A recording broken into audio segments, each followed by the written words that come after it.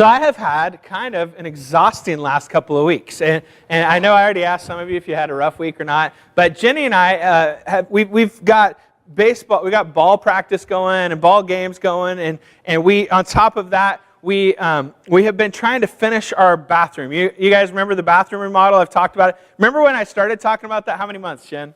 Do you know?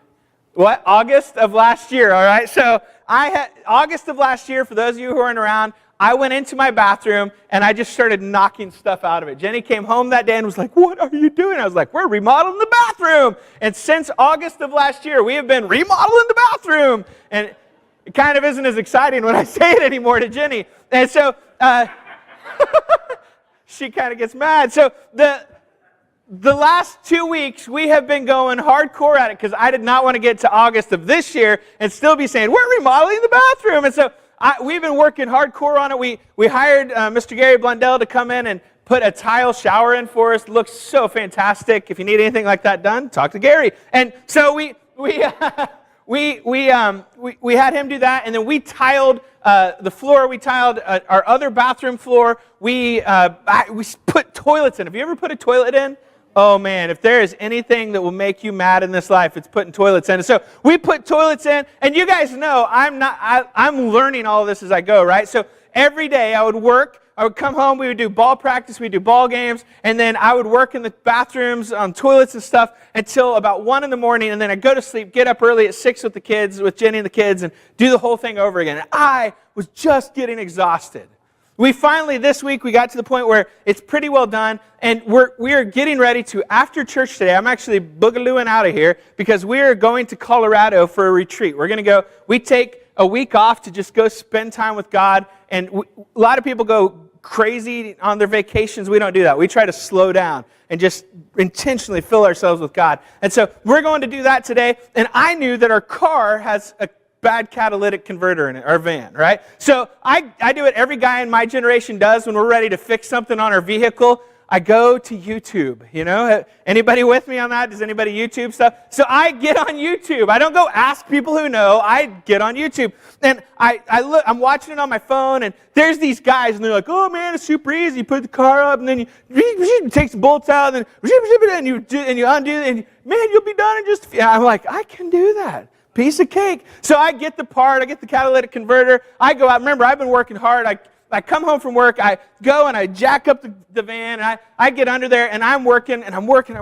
2 hours later, I have removed 3 rubber mounts and broken 1 bolt, all right? That's what I've done 2 hours into it. And you ever get to that point where you're just furious mad? I mean, I am trying to scooch underneath the van. I've got it jacked up as high as the thing will go. I am trying to scooch under it, but I'm a big man. They didn't build these vans for big men to work on them. So I'm like grabbing onto stuff and trying to wedge myself under. And I get under there, and I look up at the bolts that are hooking the catalytic converter on that are this far away from me up in the engine.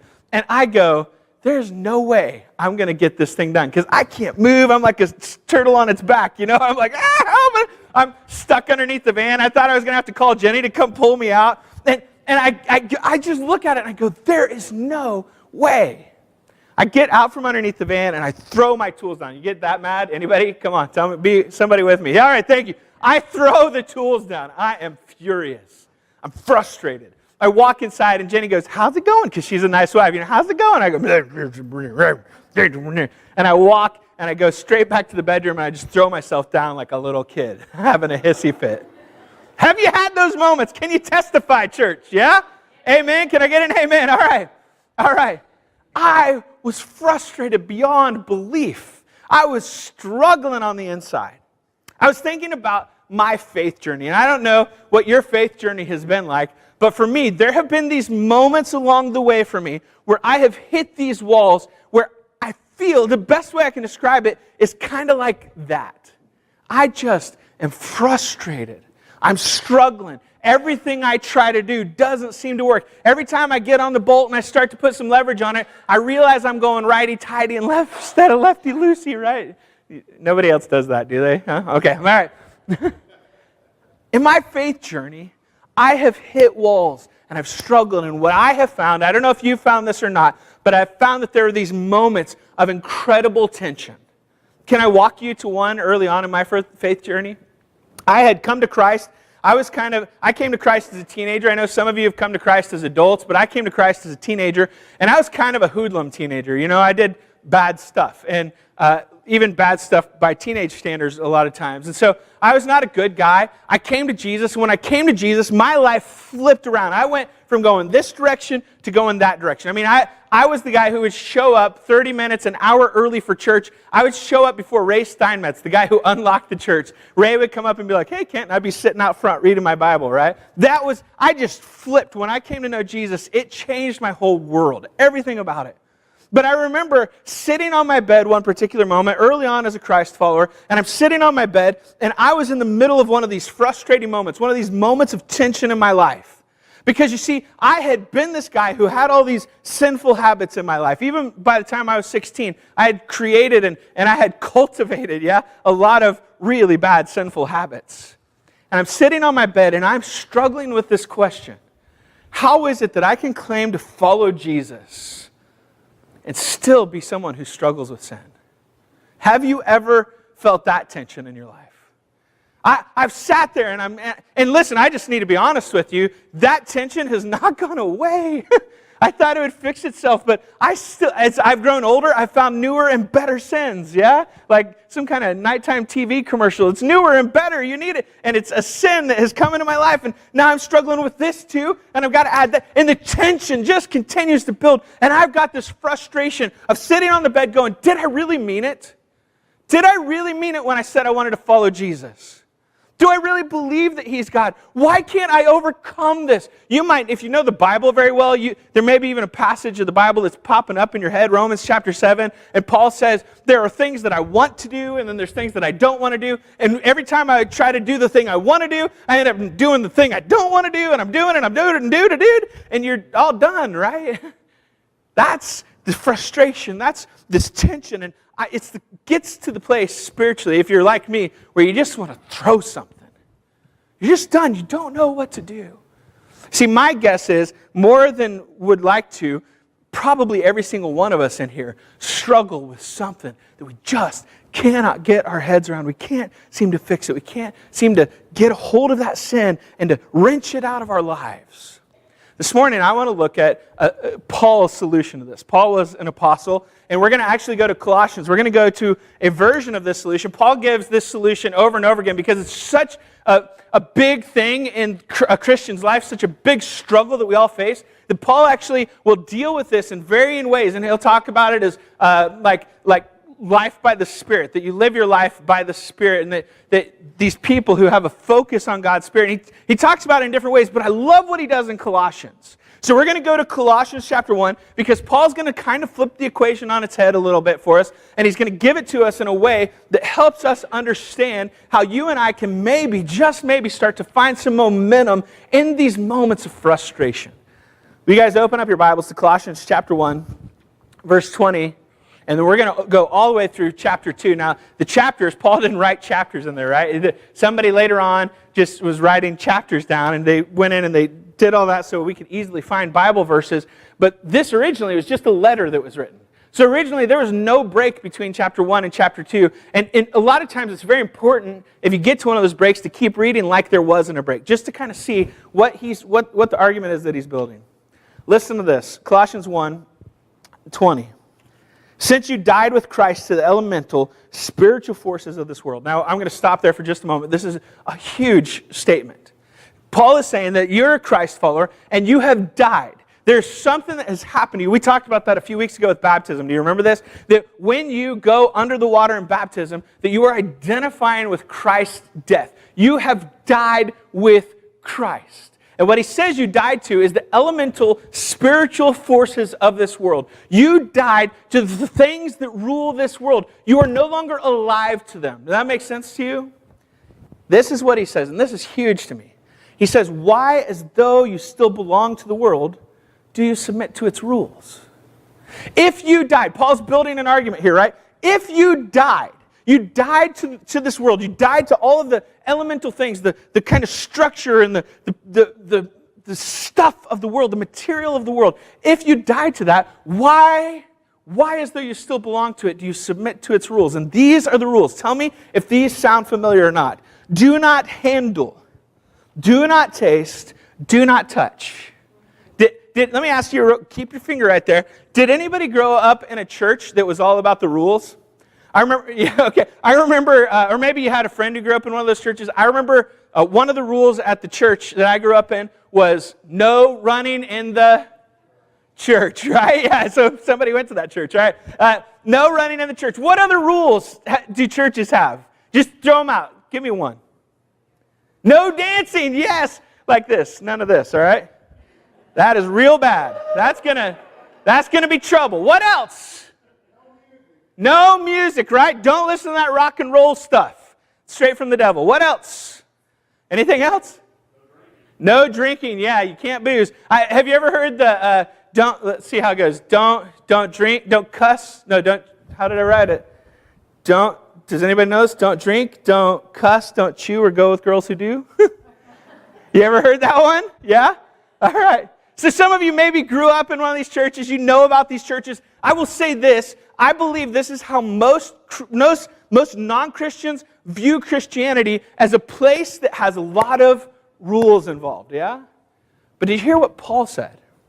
He said, why, if you died to the elemental things of this world, why, as though you still belong to the world, do you submit to its rules? Do not handle, do not taste, do not touch. Listen, and I want to be real clear here. I'm not advocating that you go out and drink, dance, and chew as much as you possibly can. All right, that's not what I'm saying here. But I do want to point out. I want to point out what Paul is trying to say here. Listen, this is verse 22. He says, "These rules, which have to do with things that are destined to perish with use, are based on merely human commands and teaching." He is saying that these rules, yes?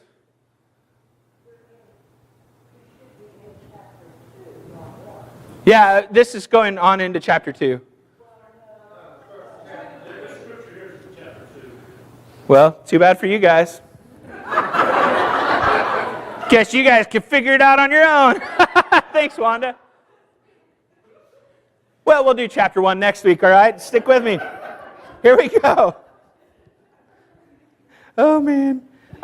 Here. Do not handle, do not taste, do not touch. Don't correct the pastor, all right? No, I'm just kidding. I'm just kidding. Thank you, Wanda. I'm just kidding. All right. These rules, which have to do with things that are all destined to perish with use, are based on merely human commands and teaching, right? These rules are based on just human commands and teaching, and they're all based around things that are going to perish, because the stuff of this world is going to disappear someday. Does this make sense to you? This is Paul's argument. Listen to this. Such regulations indeed have an appearance of wisdom with their self-imposed worship, their false humility, and their harsh treatment of the body. But they lack any value in restraining sensual indulgence. Did you hear what he said? Such regulations indeed have an appearance of wisdom with their self-imposed worship, their false humility, and their harsh treatment of the body. They look really good and religious on the outside. But what does he say? They lack any value in restraining sensual indulgence. They're good on the outside. They make you look really, really good on the outside. But on the inside, they don't stop the desires. Anybody in here ever stolen a cookie out of the cookie jar? Yeah? Right? Okay, Keith, yeah, I'm with you, buddy. Anybody when you were a kid steal a cookie out of the cookie jar? Do you know why we do that? Because as long as the rule exists and there is an enforcer, the rule works, right? But having the rule doesn't diminish the desire that's inside of you. See, this is the struggle that I was facing as a young Christ follower, is I knew the rules. I knew I shouldn't be doing this. I shouldn't be cussing. I shouldn't be drinking anymore. I shouldn't be struggling with this and that and these things. And those are all the easy ones to talk about in front of people. And then there's the hard ones to not talk, all that stuff I was struggling with. What do I do with it? How do I overcome it? And I'm struggling because as I look at the rules, they have no value. They have no value for overcoming the deep stuff that's inside of me, the broken stuff that's inside of me. Does that make sense to you? They cannot overcome the sensual desires. So what do we do about it? Here's what Paul says. He says, "Since then, you have been raised with Christ. Since you have been raised with Christ, set your hearts on things above, where Christ is seated at the right hand of God. Set your minds on things above, not on earthly things, for you died, and your life is hidden with Christ in God. When Christ, who is your life, appears, then you also will appear with him in glory. See, guys, rules and regulations, they only have the ability to create the appearance of transformation. They actually lack any power. This is the problem, I think, with the Christianity of probably 30, 40 years ago. And it's not that there's different versions of Christianity. It's just that there are kind of different methods and modes that the Christianity of the Bible tends to take on. I think 20 to 30 years from now, somebody's going to look back at what's happening in the church world right now and go, oh, you missed this, right? And one of the things that I think was missed kind of during that period of time was that everybody was so focused on the rules because you got the 60s going on, right? And during the 60s, how many of you grew up in the 60s? Yeah. How many of you were hippies? Anybody in here? I knew it. All right. It's all you people's fault. No, I'm just kidding. Because there was all this rebellion going on. And so what does the church do? The church goes the opposite way and pushes rules. We pushed rules. Jesus didn't die for you to obey rules. He died so that you would have a relationship with him. Yes? Rules cannot and never will get a person to heaven. Rules will never make you good enough. Don't touch it. Don't handle that. Whoa, don't taste it. It's not good enough. It doesn't do anything to change that internal desire inside of you. Isn't that what I was facing? Isn't that what you face every single time you come up against one of these battles and you're struggling with your sin? Maybe you've held it off for a while and then it hits real hard and you're trying to keep yourself from getting into it. And what I love this, he changes the whole dynamic of the thing. The discussion, it goes from dying, did you hear this? Right? You have died to that stuff. Since you have died, and then he says this, since you have been raised with Christ. Folks, you and I are living in a world we were never intended to live in. And what I mean by that is if you are still fighting with your sin, you are living in a place that God, you died to that stuff. So if you're fighting with it, you're treating it as though you still are alive to that stuff. Does that make sense to you? You were never intended to fight it. You were intended to die to it. You were never intended to rule your desires. You were intended to die to your desires. And that is a much different thing. Next time you're tempted to fight with your sinful desires, don't fight them. Just die to them. You are to be dead to them. They are to be laid down in a grave, never to come back again. But how do you do that? Paul points us to the answer. You died to it. You have also, we talked about when you come out of the water in baptism, it is this place where you identify with the resurrection, the real resurrected Jesus. The guy who over 2,000 years ago was dead, stopped breathing, heart's no longer bleeding or beating, no blood going through his system. He is dead as a doornail. Brings himself back to life to prove he has the power over death and life itself. And that guy, when you come up out of the waters of baptism, you are identifying yourself as a Christ follower who identifies with the resurrection of Jesus. That you have been buried with him in his death and that you have been raised to life with him. And Paul says that since you've been raised to life, that you should set your hearts on things above. You see, when you are tempted to try to rule the desires in your life, what you need to do is set your heart on things above. You need to go, no, I'm dead to you. I am dead to this sin. I'm dead to this temptation. I am dead to it. It's over. The last nail has been driven. And now my heart is not to be in a fight with you. My heart is to be on the Savior. Do you see it? Paul will call this like life by the Spirit in other places. Walking by the Spirit or walking with the Spirit is how he calls it. And the idea is that you get your mind out of the netherworld. You are neither supposed to live in the death, nor are you supposed to fight the death. You are supposed to be dead to it, and you are supposed to be living for something altogether different. Jesus said it this way. He talked about it, kind of how we do these things. And he said in John 15, 4 through 14. And I wanted to point this out because I think it can be one thing for me to get up here and say, you just need to set your mind on heaven. Set your mind, your hearts on things above. Don't get caught up in the rules. And it's one thing for you guys to go, yeah, that's really interesting. That's a good idea, Paul. How come I never really thought about that? It's another thing for you to understand how you actually go about doing that. I want you to listen to Jesus' words. I keep coming back to John chapter 15 in my own life. This is what he says. Is it John 15? I'm right, Wanda? Right. No, I'm just kidding. I know this one's right. Remain in me, as I also remain in you. Jesus is about to go to his death. He is about to go die. He's talking to his disciples. He's giving them just little last things he wants them to remember, to hold on to, those kind of things that you don't forget the thing the guy said before he dies. And he says, you remain in me. I will also remain in you. No branch can bear fruit by itself. It must remain in the vine. That's a good illustration, right? In a garden, you can't have a branch that bears fruit and it's not hooked up to the vine. He says, neither can you bear fruit unless you remain in me. I, Jesus, is the vine. You are the branches. If you remain in me and I in you, you will bear much fruit. Apart from me, you can do nothing. If you do not remain in me, you are like a branch that is thrown away and withers. Such branches are picked up, they're thrown into a fire, and they're burned. If you remain in me, and my word remains in you, ask whatever you wish, and it will be done for you. This is to my Father's glory, that you bear much fruit, showing yourself to be my disciples. As the Father has loved me, so have I loved you. Now listen to this. He says, now remain in my love. In verse 10, if you keep my commands, you will remain in my love. How do you remain in Jesus? You keep his commands. Well, Ken, isn't that doing rules? Oh, it's all coming around, isn't it? More rules, but don't do the rules, but keep the commands. Right? No, listen to what Jesus' command is. We're going to get to it in verse 12, all right? So keep with me.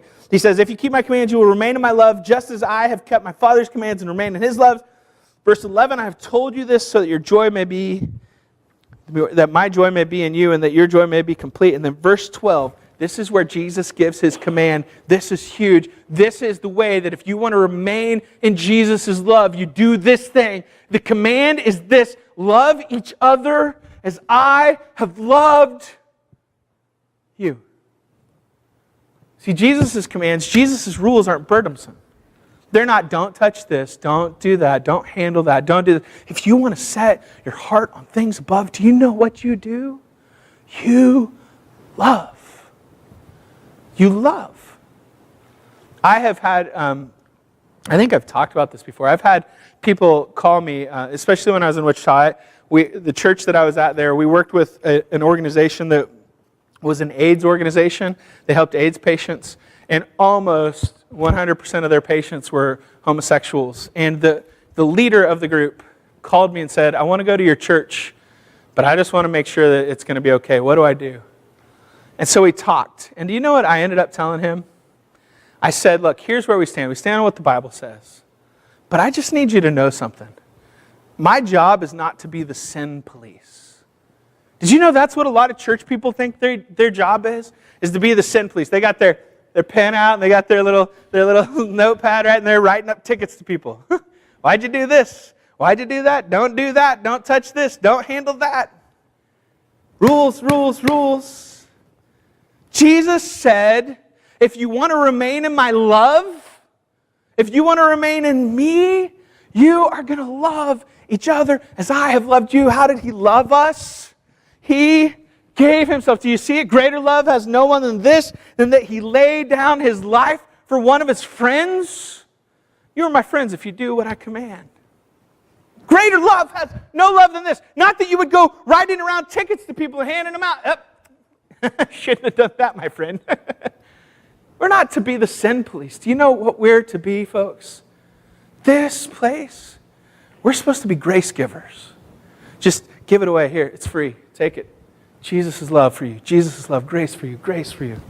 Grace. It doesn't mean that there aren't wrong things that we shouldn't do, right? There's still sin in this world. There's still things that I'm not supposed to do. That's why I still struggle with them. The idea, though, is that I am supposed to point you to something higher and better than just overcoming sin. Does that make sense to you? I don't just point out your sin, I point you to the one who can fix your sin. This is one of the biggest kind of revelations I had in my life was as I was sitting on that bed as a teenager, and I'm really struggling with it, and I'm really struggling with how can I claim to be a Christ follower and still do this stuff, right? I'm sitting there, and I felt like God just kind of spoke this into my heart. He said, Kent, you stop focusing on your sin so much, and you focus on me because I'm the one who can get rid of your sin. That makes sense to you? It revolutionized my life. Since then, and it wasn't anything new. It's what Paul is saying to do here, right? Don't get caught up in the rules. Don't get caught up in the rules. What you're supposed to get caught up in is the relationship with Jesus. And what I have found in my own life is the more that I try to get close to Jesus, the closer that I get, the closer that I get, the closer that I get. Do you know what Jesus does? He eradicates the sin in my life. It's hard for me to be focused on sin and doing all these selfish things, because that's, at the end of the day, what sin is really about, is getting my own way and doing whatever I want, however I want. It's hard to do that when my whole life is focused on loving the guy who would die on a cross for me. Messed up me. It's hard for me to do that. This morning, I would lie to you if I told you that I didn't still struggle with this, that I didn't still get sucked back into the rules. I'd be a liar, and I'd have to add that to my list of sinfulness, right? But I want to tell you something. We had that car, our van. I got to that point where it was falling apart, and I was like, I don't know what to do. I broke the bolt, and I did it. And you know what I did in that moment? I called 4th Street Auto. Because you call the masters when you need something fixed, right? Why? Can I just ask you, Christ follower, why in the world are you trying to fix yourself? He didn't die so that you could come into this place and get it all together. He died so that you would come in this place broken, so that you could come to Him and He could put it all together. That's who He is. He is good. He is the Savior. He is mighty and He is powerful. And He does not want you to try to take His place. He wants you to be a person and be messed up as you are, and to come to Him and let Him begin to resolve sin in your life. That's what I told my buddy that day. I said, what I want from you is not for you to come in and stop sinning and doing everything that we perceive to be sinful in your life. What I want for you to do is to come and genuinely submit your life to Jesus. Let Him be Lord. Do you remember that? We talked about that. Let Him be Lord. And when He's Lord, He has free reign over your life to do whatever He wants. Folks, this place should be so much more. It should be so much more like a first aid hospital. There should be wounded people coming in here, and we should be triaging them all the time. Right? I don't say that because we're not. I say that to remind you of who we are. That is what I've seen in you guys. I've seen people come into this place who are hurting and broken and need love, and I've seen them be loved on. It's so easy to slowly stop being those people and to start to become the people who become judgmental and become a little harsh and become a little hard, and pretty soon it's all the rules and all the regulations. And we forget that our job is not to be the sin police. Our job is to be the grace givers. We are His ambassadors in this world, don't you know? This morning, I want to invite you. We're going to sing a song. I'm not trying to make a big emotional plea to you. I'm not trying to tug on your heartstrings and get you crying or something. What I am doing is this morning, if you're broken, if you look at it and you go, I totally get feeling like my car is broken spiritually. Like I don't have it together in me. Could I just offer you Jesus? Could I offer you the master mechanic who longs to get inside of you and tune you up and tweak you and get you revving like you were designed to rev? I will tell you what. I have never known joy. We were talking about this morning in my starting point class. Before I came to know Jesus, when I came to know Him, I kept questioning, is this real? Because I felt this immense joy and hope and peace. That's why everything just shifted for me. Because it was like, this is so phenomenal to know this. If you've grown up with it, you maybe don't know that moment, what it's like to have Jesus just transform you. But man, for me, it was monumental. This morning, I want you to know He is real, and He is offering it to you. And maybe everybody's in here is a Christian, and that's great.